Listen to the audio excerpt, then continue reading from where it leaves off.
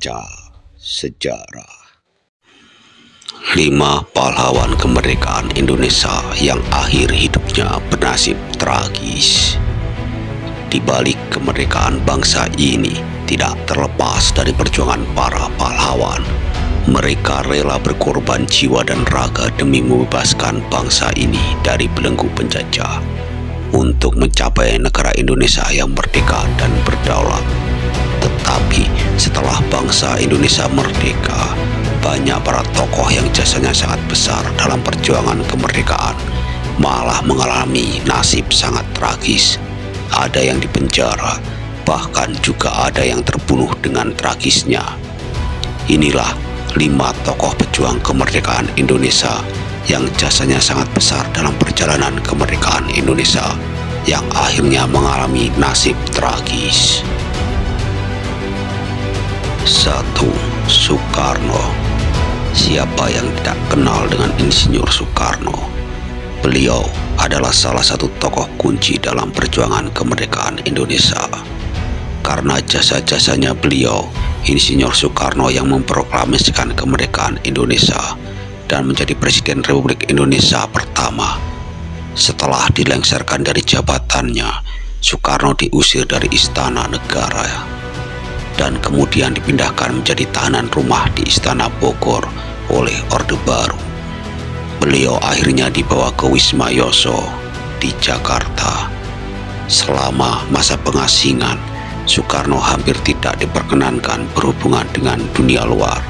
Ia menghabiskan hari-harinya dalam kesendirian karena tak ada yang boleh menemuinya tanpa izin dari pemerintahan Orde Baru. Bahkan anak-anaknya pun hanya diberi waktu terbatas untuk menjenguknya. Kondisi ini menjadi siksaan tersendiri bagi Soekarno. Apalagi setiap hari tentara datang untuk menginterogasi beliau terkait keterlibatannya dalam pemberontakan PKI. Situasi semakin diperburuk dengan kondisi kesehatan Soekarno yang semakin memburuk dan tidak mendapatkan perawatan medis yang layak. Padahal beliau adalah mantan presiden dan pahlawan proklamator. Akhirnya Insinyur Soekarno menghembuskan napas terakhir pada 21 Juni 1970. 2. Syarifuddin Prawira Negara. Tokoh yang satu ini hampir terlupakan, padahal perannya sangat penting dalam perjalanan kemerdekaan Republik Indonesia.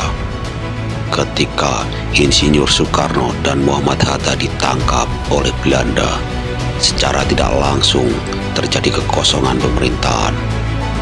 Dalam situasi ini, Syarifuddin Prawira Negara mengambil langkah besar dengan membentuk pemerintahan darurat Republik Indonesia atau PDRI di Bukit Tinggi pada 19 Desember 1948 hingga 13 Juli 1949. Yang kemudian menjamin kelangsungan pemerintahan Republik Indonesia. Selain itu, Syarifuddin Prawira Negara juga pernah menjabat sebagai Menteri Keuangan dan memperkenalkan program Gunting Syarifuddin untuk membantu mengatasi krisis ekonomi yang luar biasa pada saat itu. Pada tahun 1958, Syarifuddin bergabung dengan pemerintahan Revolusioner Republik Indonesia atau PRRI, sebuah gerakan yang menuntut otonomi daerah. Gerakan ini dianggap sebagai pemberontakan oleh Presiden Soekarno, sehingga Syarifuddin ditangkap dan ditahan selama bertahun-tahun.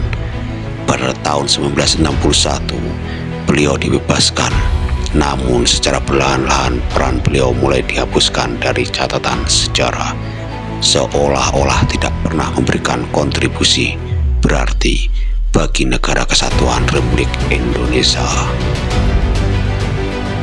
3. Tan Malaka. Mungkin nama Tan Malaka masih belum banyak dikenal kecuali oleh mahasiswa yang tertarik dengan pemikiran-pemikiran kiri.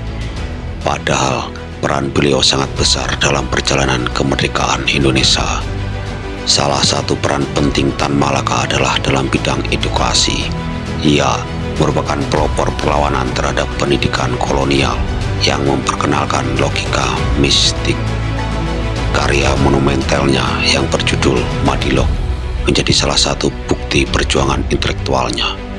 Tan Malaka juga dikenal sebagai pencetus nama Republik Indonesia dalam bukunya yang berjudul Nar de Republik Indonesia atau Menuju Republik Indonesia pada tahun 1925. Buku ini terinspirasi oleh revolusi Uni Soviet dan konon menjadi salah satu sumber inspirasi bagi Soekarno dan para pejuang kemerdekaan lainnya. Selain itu, Tan Malaka menulis banyak karya dari penjara ke penjara, memperlihatkan komitmennya terhadap perjuangan kemerdekaan. Meskipun demikian, Tan Malaka sering memiliki perbedaan pandangan dengan Soekarno dalam hal perjuangan. Soekarno lebih memilih jalur diplomasi, sementara Tan Malaka lebih memilih jalur perlawanan. Salah satu kutipan terkenal dari Tan Malaka adalah, "Tuan rumah takkan berunding dengan maling yang menjarah rumahnya." Tan Malaka mengakhiri hayatnya secara tragis akibat perbedaan pandangan politik.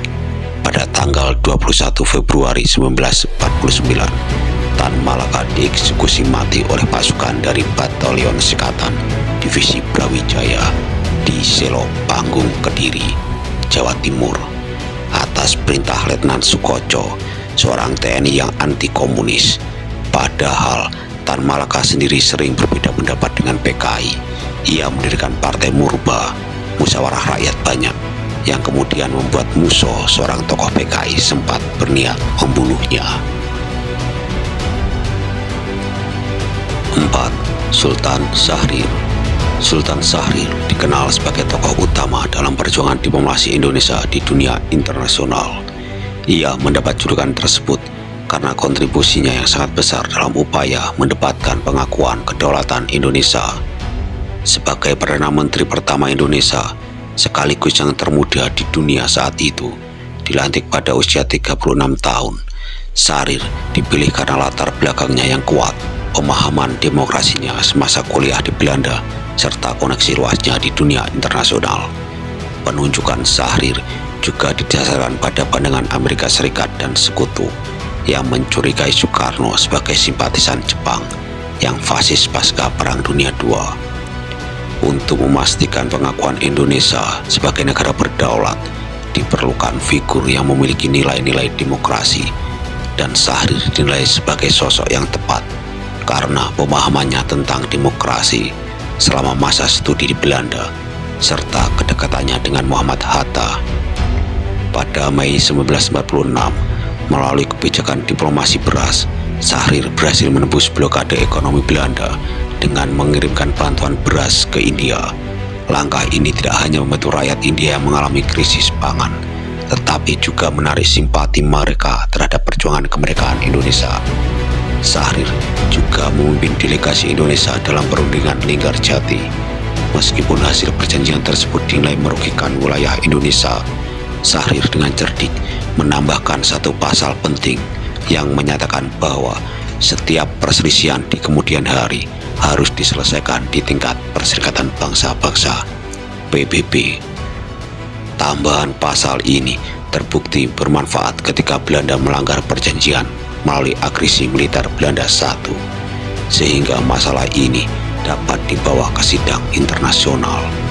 Seiring waktu, hubungan Syahrir dengan Soekarno memburuk, terutama setelah Syahrir mendirikan Partai Sosialis Indonesia (PSI) yang sering mengkritik kebijakan pemerintah.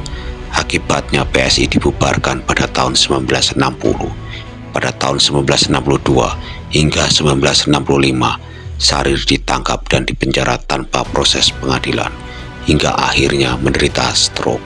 Ia meninggal dunia pada 9 April 1966. 5. Suprijadi. Suprijadi adalah salah satu pahlawan nasional Indonesia. Ia dikenal sebagai pemimpin pemberontakan pasukan pembela tanah air atau PETA di Blitar pada 14 Februari 1945.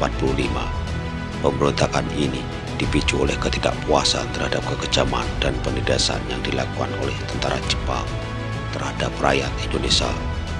Meskipun secara militer pemberontakan ini gagal, aksi Suprijadi dan pasukannya menguncang kekuatan Jepang di Jawa Timur dan menjadi inspirasi bagi perjuangan kemerdekaan Indonesia. Setelah pemberontakan, Suprijadi diangkat oleh Presiden Soekarno sebagai jenderal besar, namun ia tidak pernah muncul untuk menjalankan tugasnya dan akhirnya posisinya digantikan oleh Jenderal Sudirman. Sejak saat itu, keberadaan Suprijadi tidak diketahui dan ia dinyatakan hilang hingga kini. Banyak yang meyakini bahwa ia selamat dan masih hidup, meskipun tidak ada bukti yang dapat mengkonfirmasi hal tersebut. Pahlawan adalah mereka yang rela mengorbankan kepentingan pribadi demi kepentingan bangsa dan masyarakat luas. Perjuangan dan pengorbanan mereka menjadi teladan bagi generasi penerus. Oleh karena itu, jasa mereka harus selalu dikenang agar semangat nasionalisme tetap hidup, baik bagi generasi sekarang maupun yang akan datang. Jangan lupa like, subscribe, dan bunyikan loncengnya.